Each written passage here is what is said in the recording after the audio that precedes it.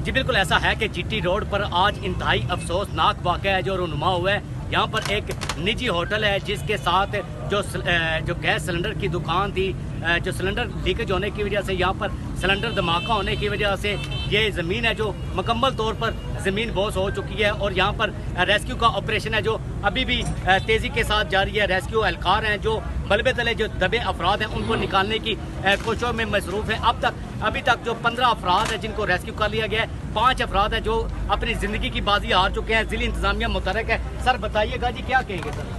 जी तकरीबन 9:45 बजे के करीब सुबह ये हादसा हुआ है। हमारी रेस्क्यू की टीम जो है ना उसी टाइम उसने रिस्पॉन्ड किया है और यहाँ पे आके रेस्क्यू ऑपरेशन को शुरू किया गया।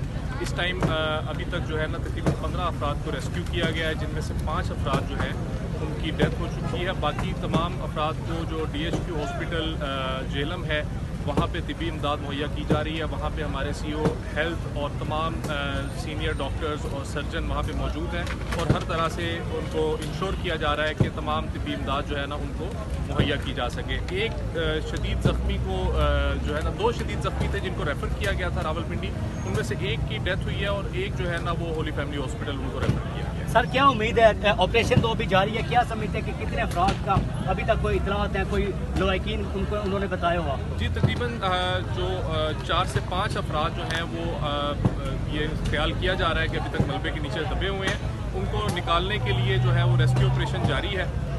जी बिल्कुल रेस्क्यू ऑपरेशन जारी है। यहाँ पर रेस्क्यू पुलिस, ज़िली इंतज़ामिया और तमाम तर इदारे हैं जो इंतहाई अलर्ट हमें दिखाई दे रहे हैं। जीटी रोड को एक तरफ से मुकम्मल तौर पर कटन ऑफ कर दिया गया और यहाँ पर जो अभी भी जो ज़ख्मी अफराद हैं जो मलबे तले दबे हुए हैं उनको निकालने का ऑपरेशन है जो तेज़ी के साथ जारी है और ज़िली इंतज़ामिया का कहना है कि एमरजेंसी है जो वो भी DHQ अस्पताल में नाफज कर दी गई है ताकि जितने भी ज़ख्मी यहाँ से अस्पताल में मुंतकिल किए जा रहे हैं उनको फौरी तौर पर फर्स्ट एड फराहम किए जाए। इसी तरह से जो रावलपिंडी में रेफ़र किए गए थे 2 अफराद, उनमें से भी एक शख्स है जो ज़िंदगी की बाजी हार चुका है और साथ में CCTV फुटेज भी है वो भी PNN न्यूज़ को मौसूल हो चुके हैं जिसमें सिलेंडर धमाका होते हुए वाज़ेह तौर पर देखा जा सकता है। जी